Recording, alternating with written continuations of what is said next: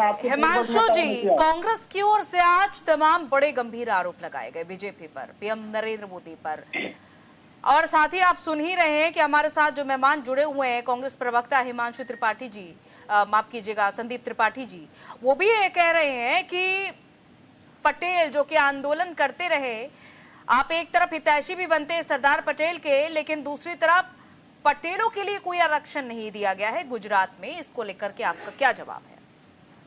और तमाम जो आरोप लगाए गए हैं आज चुनाव आयोग पर कब्जा करने से लेकर जाति जनगणना आरएसएस नहीं होने दे रही है, उसको लेकर भी आपका जवाब क्या है?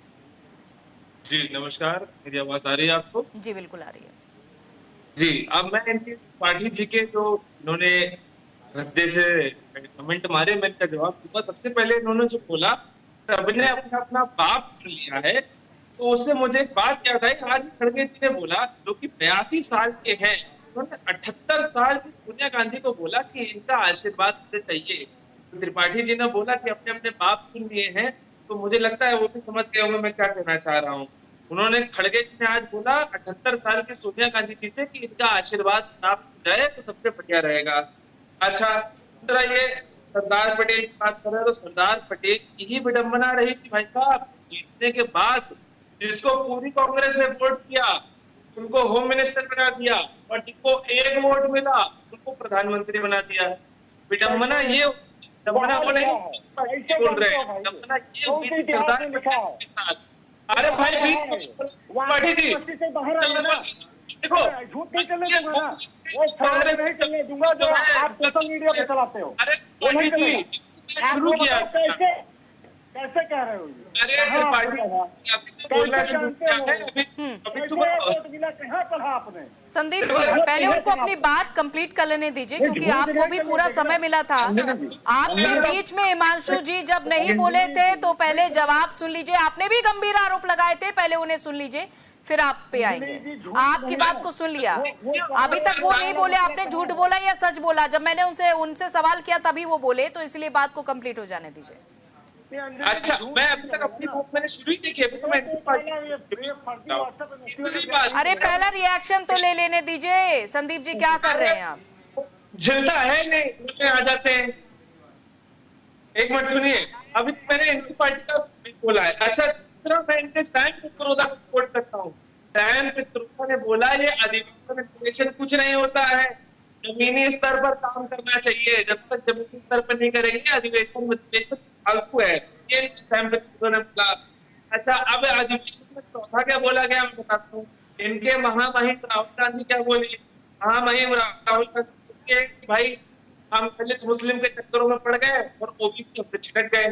मतलब क्या ये कहना चाह रहे हैं कि दलित पे इसका प्रयास करना क्या है? फालतू था, मुस्लिमों के ऊपर जो उन्होंने क्या बोलना है, फालतू था तो ओबीसी छिटक गए हैं।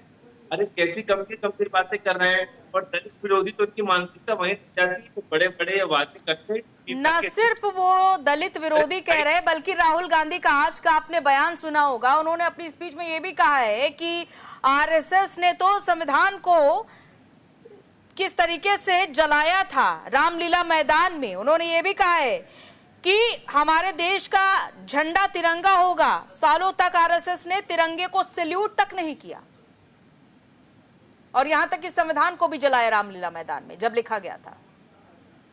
संविधान को तो जलाया है, और रामचरितमानस को ये सब तो इंडी गठबंधन वाले जलाते हैं। संविधान की बातें करते हैं, चर्चाओं की बातें करते हैं। अरे संविधान को अगर मानते राहुल गांधी, तो हम जो चर्चा बैठाते हैं, अभी वक्त की चर्चा हुई तो थाईलैंड क्यों घूमने जाते हैं? अरे भाई, देश की संविधान की अगर इतनी कदर है तो जब पार्लियामेंट चल रही है, पार्लियामेंट का एक दिन का खर्चा 9 करोड़ रुपए है, जब सारे सांसद वहां बैठे हैं, मेहनत कर रहे हैं, देश से आए हैं, हमारे जनता के टैक्स का पैसा खर्चा हो रहा है, उसमें थाईलैंड घूमने जाओगे कहां से? और आगे बोलो कि संविधान किया जाए।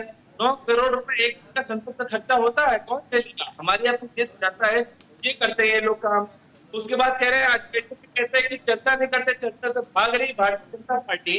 अरे भैया, वक्त पे 2013 में 5-5 घंटे की चर्चा होती थी, 12-12 घंटे दोनों बोर्ड में चर्चाएं हुई हैं, भागते फिर रहे हैं। अगर दम है तो जो मुद्दे हैं उसमें चर्चाओं पे आके बैठना आप सामने। थाईलैंड और जो है मलेशिया और ये सब फूड देश दिखाई देते हैं आपको। दूसरी बात मैं बता दूं, अभी दलितों की बात की तूने। अरे भाई, ये कह रहे हैं कि लड़के जी के मान लो पैर में समस्या है, तो सोफा भी तो उसी लेवल का बैठा है।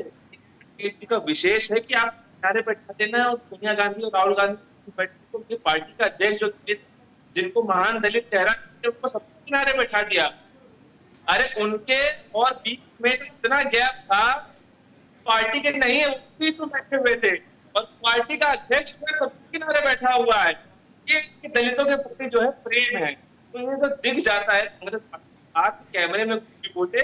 राहुल गांधी तो आलू देते हैं, स्टोव में कोयला जला देते हैं, सब बोलना के बातें अलग दिखाएंगे बातल पे या कुछ करके दिखाएंगे, सिर्फ उनकी बातों से कुछ नहीं होता है। आप काम भी कर सकते हैं।